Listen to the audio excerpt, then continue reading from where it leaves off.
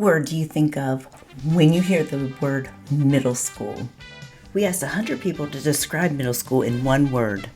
The top 5 answers are on the board. Dramatic, mean, awkward, emotional,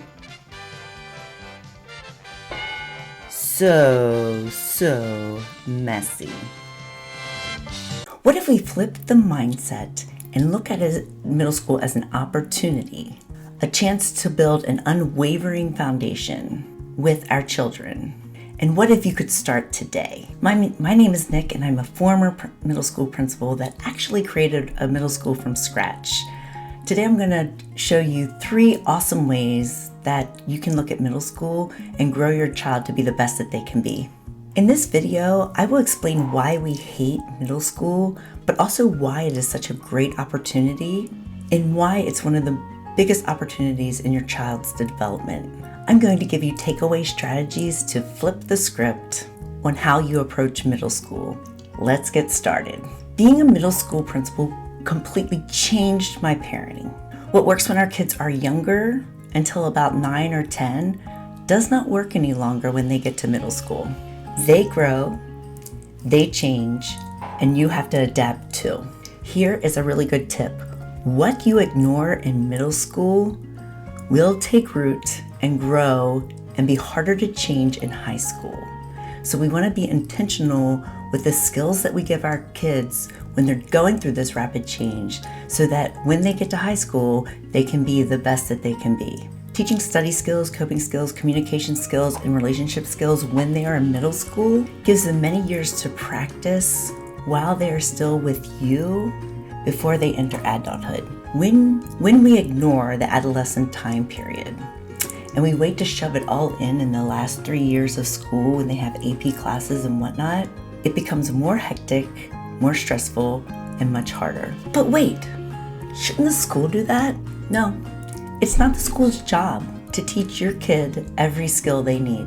It is your job. You are their first teacher. You are their first role model, their first lens into how they see the world. You matter. Your choices matter. Your language matters. Your behavior matters. Your interactions with your child matter. And mainly the interactions where nobody sees are the most important. They matter the most. And the good news is how you view them will prevail, not their peers. Here is a fun science fact. Adolescence is second only to infancy in the rate of brain development. That is one of the most dynamic events in human growth and child development. What skills do they need to survive? This is a time to grow thinking skills, reasoning skills, problem-solving skills, relational skills, and critical thinking skills. We need to be intentional. We need to parent with the end in mind. So you have to think, what do I want my 30-year-old child to be? For me, I wanted independent thinkers, problem solvers, logical thinkers, kind, and self-aware human beings that take action. I hope that they're curious and always learning. What kind of human do you want to raise? There is not a recipe, there's not a quick fix. There will be tears, yours and theirs. There will be triumph and failure. And that is the beauty of it all. It's a messy process. It is messy, but it's worth it. Lesson number 1, don't take anything personally. Lesson number 2, ditch the lecture. Ask and listen more than you tell. Instead of thinking push information in, use questions to pull information out gently. Take definitive statements and turn them into powerful questions. Definitive statements keep people from growing. Questions offer opportunities. So take your definitive statements that you think about middle school and turn them into questions that will give opportunities for your child to grow. Let me give you some examples. Instead of saying, your emotions are all over the place, they drive me crazy, you might want to ask, how can I guide you in using your emotions to help navigate your world and grow empathy? They do not follow the rules. You can ask, how can I help them be more independent? There's so many changes. How can we find new ways to grow and learn. All they care about is their friends. How can I help my teen navigate healthy relationships? They do not need me. How can I model what integrity, honesty, and vulnerability look like?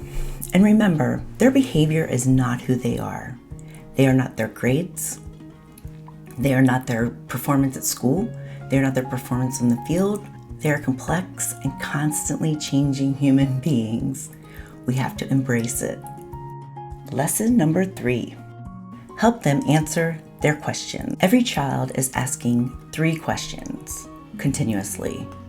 Who am I? Am I normal? And how do I fit in? These 3 questions drive behavior. Who am I? Am I normal? And how do I fit in? Questions build connection. Quick tip: talk less, listen more, and talk less. When you talk, lead with this. Tell me a little more about that. No judgment, no lecture. Just listen to what they say and what they do not say.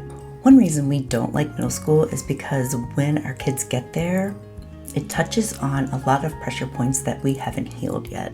Not only do we carry their pain and problems, we're also carrying ours, and ours resurfaces a lot of times.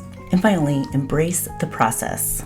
I often ask parents and kids, where do you spend most of the time? Do you spend most of your time studying for the test and learning the information, or taking the test? Do you spend more time when you are playing a sport? Do you spend more time practicing or in the game? The process of learning and practicing is very, very messy, but it also supports a lot of growth. The process is messy, it's filled with mistakes, yours and theirs. But mistakes are the best teachers. Show them how to embrace the process and go first. Middle school definitely is a time of opportunity. Don't close your eyes and wait until it is over. Be bold, be courageous. Embrace and own your beautiful mess so your child can do the same. Subscribe now so you don't miss the next video about work ethic and respect.